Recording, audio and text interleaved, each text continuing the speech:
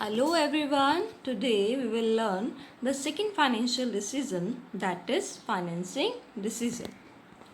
As we have already learned in our previous videos that financial manager को mainly three decisions लेने हैं.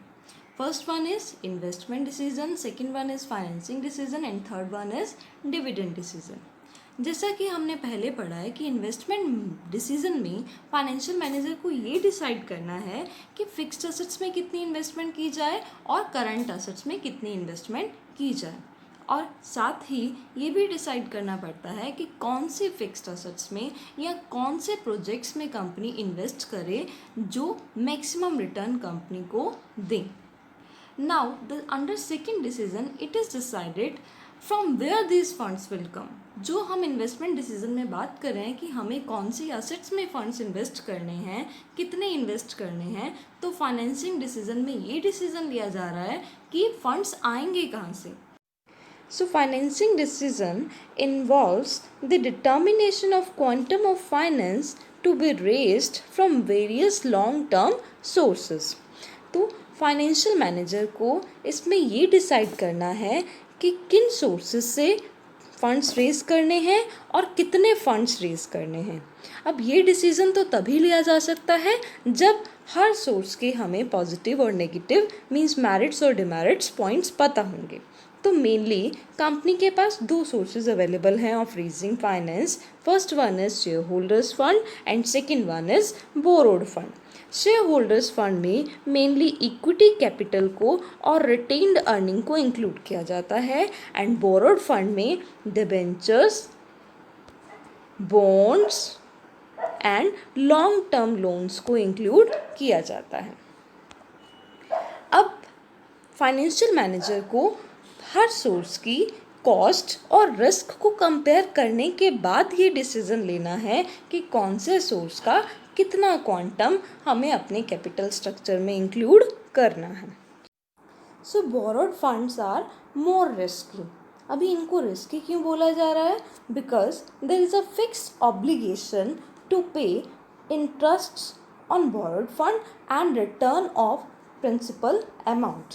Means चाहे company को profit हो या लॉसेस बियर करे, लेकिन बोरोड फंड पर फिक्स्ड इंटरेस्ट चार्जेस हमें एवरी ईयर देने ही पड़ेंगे और after a lapse of time we have to return the principal amount of borrowed fund. But on the other hand अगर हम ऑनर्स फंड को देखें means share capital equity shares को देखें तो उसमें डिविडेंड तभी डिस्ट्रीब्यूट किया जाता है जब कंपनी के पास प्रॉफिट होगा या जिस साल कंपनी प्रॉफिट अर्न करेगी. मीन्स अगर there is no fixed obligation that company has to pay dividend on share holders fund every year. So under share holders fund there is no fixed obligation to pay dividend, but under borrowed fund there is a fixed obligation to pay interest every year. Now coming to the second point, borrowed funds are cheapest source. अब इन्हें cheapest source क्यों बोला जा रहा है? Because interest paid is deductible expense for computation of tax liability. Means जब भी tax liability की असेसमेंट की जाती है तो प्रॉफिट में से पहले बोरोड फंड पर इंटरेस्ट जो है वो डिडक्ट किया जाता है, तब जाकर कंपनी जो है क्या करती है, टैक्स लायबिलिटी की असेसमेंट करती है. So financial manager has to strike. Financial manager को दोनों में बैलेंस बनाकर रखना है, डेट और इक्विटी में दोनों के मेरिट्स और डिमेरिट्स को ध्यान में रखते हुए. सो फाइनेंसिंग डिसीजन में क्या डिसीजन लिया जा रहा है? Determination of quantum of finance. कितना फाइनेंस हमें किस सोर्स से रेज करना है. मीन्स कंपनी के टोटल कैपिटल में कितना पोर्शन इक्विटी का होगा और कितना पोर्शन डेट का होगा. मीन्स कितना पोर्शन ऑनर्स फंड का होगा और कितना पोर्शन बोरोड फंड का होगा.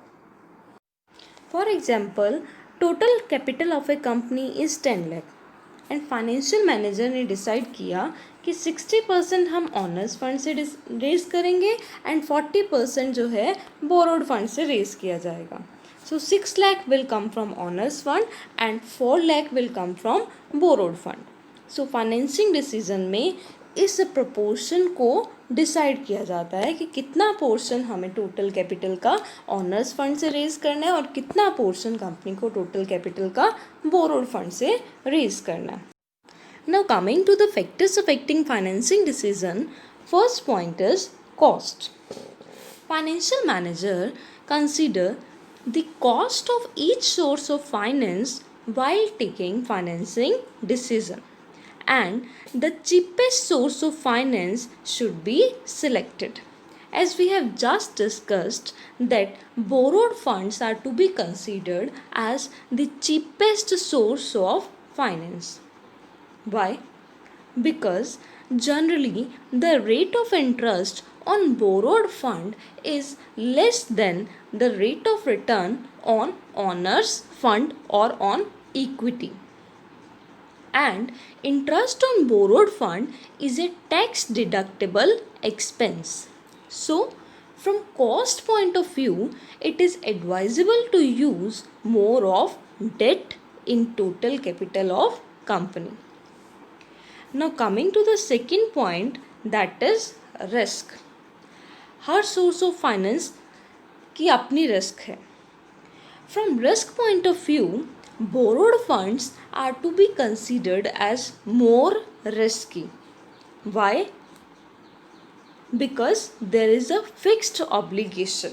जैसा कि अभी हमने डिस्कस किया कि borrowed fund पर एक fixed obligation है इंटरेस्ट पे करने की, चाहे कंपनी को प्रॉफिट हो और चाहे कंपनी को लॉस हो. There is an obligation to pay fixed interest charges on borrowed fund, and after a lapse of time its principal amount has to be returned. So from risk point of view, it is advisable to use more of equity or owners fund in total capital of company. Now coming to the third point, that is flotation cost. Flotation cost क्या होती है? Cost of issuing security or cost involved in issuing securities such as cost of issuing shares, debentures, इनको issue करने की जो cost है उसे हम फ्लोटेशन कॉस्ट बोलते हैं, which includes brokers commission, underwriters fees, expenses on prospectus, stock exchange fees, expenses on advertisement. So these are a part of flotation cost. So that source of finance whose flotation cost is least, that one is selected. Now coming to the fourth point, that is cash flow position. अगर company की cash flow position अच्छी है then it can go for borrowed fund. Because अगर company regular cash flows generate कर रही है then it will be able to pay fixed interest charges on borrowed fund. So if the company's cash flow position is good then the company can raise funds through borrowed funds. But if the company's cash flow position is not good, then the company can go for equity or owners fund. Next point is control considerations. As we have studied in class 11th that equity shareholders have the right to participate in company's meeting or to vote in company's meeting. But on the other hand, borrowed fund holder or debenture holder don't have the right to participate or to vote in company's meeting. So अगर existing share holders चाहते हैं कि company का control उनके hands में ही रहे then funds can be raised through borrowed fund. Because अगर कंपनी एडिशनल फाइनेंस रेज करने के लिए और इक्विटी शेयर्स इशू करेगी then number of equity share holders will increase and the company's control will be diluted. But if the company don't mind to lose control, then it may go for owners fund. Next point is state of capital market. Capital market की conditions पर भी depend करता है कि company किस source of finance से funds raise करेगी. During boom period, that is when capital market is rising, then investor will be ready to invest in equity shares. So the company can raise funds by issuing equity shares. But during depression, the investor will hesitate to invest in shares because owner's fund is more risky than borrowed fund. So during depression, investors want to invest in risk-free securities. They will prefer to invest in borrowed fund. So during depression, company can raise funds by issuing debentures or through borrowed fund. Next point is fixed operating cost. Fixed operating cost वो cost है जो company को beer करनी ही पड़ेगी, चाहे company की cell हो या ना हो. For example rent, insurance premium, salary of permanent staff. So if company's fixed operating cost is already high, then lower debt financing should be used.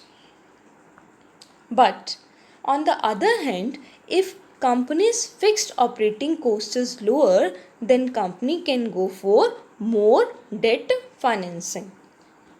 So today we have discussed financing decision and factors affecting financing decision. That's all in today's video. Thanks for watching this video.